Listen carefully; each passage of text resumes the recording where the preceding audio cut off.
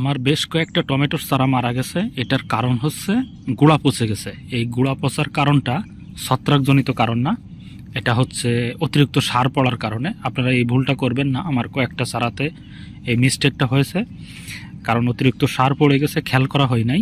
অনেকগুলা চারা একসাথে সব চারাতে সার দেওয়ার জন্য এই ভুলটা হয়েছে। এখন এটার করণীয় কি? এটা থেকে এই যে ভালো ভালো যে গাছগুলো দেখতে পাচ্ছেন, এগুলোও তো বাঁচানো দরকার, কারণ এগুলোও তো 2 দিন পরে পচে যেতে পারে। এটার জন্য আপনারা যেটা করবেন, দেখেন আমার এই বেগুন গাছগুলো কিন্তু ঠিক আছে। বেগুন গাছগুলো তো ওই সেম পরিমাণে সার দেওয়া হয়েছে, কিন্তু কোনো সমস্যা হয় নাই, কারণ বেগুন গাছের কাণ্ডটা শক্ত, কিন্তু টমেটোর কাণ্ডটা একটু নরম হয়। এই জন্য অতিরিক্ত সার পড়লে সে এটা সহ্য করতে পারে না। দেখেন এই গাছগুলো কিন্তু কত সুন্দর ফুল এসে গেছে, আমার অনেকগুলো গাছে ফুল আসছে। এই দেখেন এই যে সার কিন্তু দেখা যাচ্ছে। এখন আপনারা যেটা করবেন, আমার ছাদটা ভিজা দেখতে পাচ্ছেন, আমি এখন এখানে কয়েকটা গাছে পানি দিয়েছি অতিরিক্ত। আপনারা এরকম অতিরিক্ত পানি দিবেন, আমি আপনাদেরকে একটু দেখিয়ে দেই। এত পরিমাণে পানি দিবেন যাতে সারটা বেরিয়ে যায়, এরকম পরিমাণে পানি দেওয়ার চেষ্টা করবেন। এবং এই গাছটা তো মারা গেছে, এটাতে এখন পানি দিয়ে লাভ নেই। যে গাছগুলো ভালো আছে সেই গাছগুলোতে আপনারা অতিরিক্ত পানি দিবেন।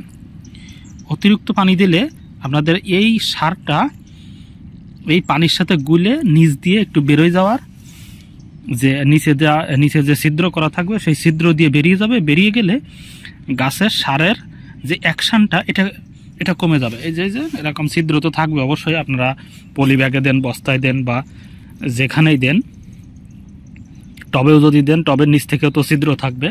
তো এরকম যখনই এটা বেরিয়ে যাবে, বেরিয়ে গেলে সারের অ্যাকশনটা কমে গেলে আপনার গাছটা বেঁচে থাকবে। আপনার কাছে মনে হতে পারে ভাই সার দিলাম টাকা দিয়ে কিনে, সেটা বেরিয়ে যাচ্ছে। তো ভাই আগে তো গাছ তো বাঁচাতে হবে। গাছ যদি আপনার না বাঁচে, সেক্ষেত্রে তো মনে করেন আপনার সারের কোনো মূল্য নেই। এই জন্য গাছগুলো বাঁচাতে হবে। তো আপনারা এই সিস্টেমটা অ্যাপ্লাই করতে পারেন। তবে আরও রাস্তা আছে, সেক্ষেত্রে ছোট গাছের জন্য অথবা অল্প পরিমাণ যদি পাত্র থাকে, মানে অল্প পরিমাণ জায়গা যদি থাকে, যেমন আমার এই যে পলিথিনে, এখানে কিন্তু জায়গা নেই তেমন, সামান্য জায়গা। এখানে মাটিগুলো সরাই যদি আপনি নিতে পারেন, যদি মনে করেন যে হ্যাঁ আমার সার এখনও নিচে যায় নাই, সেক্ষেত্রে আপনার উপরের মাটিগুলো সরাই নেবেন। সরাই নিয়ে সারগুলা অন্য কোনো পাত্রে রেখে দিবেন, মাটি সহ সার।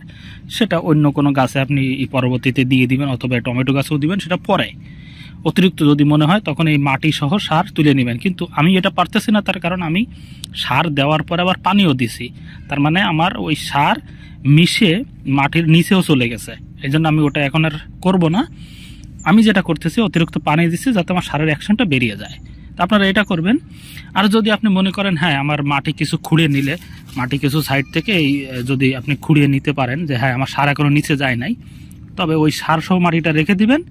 দেওয়ার কিছুদিন পরে আপনি আবার ওই সারটা প্রয়োগ করবেন। তবে এটা খেয়াল রাখবেন, যে কোনো নরম গাছে, যেমন লাউ গাছেও আপনি এরকম অতিরিক্ত সার দিবেন না। যদি আপনি এরকম অতিরিক্ত সার দেন, তাহলে কিন্তু আপনার গাছটা মারা যাবে। এবং মারা যাওয়ার প্রথম থেকে আপনি যেটা বুঝতে পারবেন, দেখবেন গাছটা আস্তে আস্তে ঝিমিয়ে যাচ্ছে, পাতাগুলো আস্তে আস্তে দুর্বল হয়ে যাচ্ছে, কালারও চেঞ্জ হয়ে যাচ্ছে।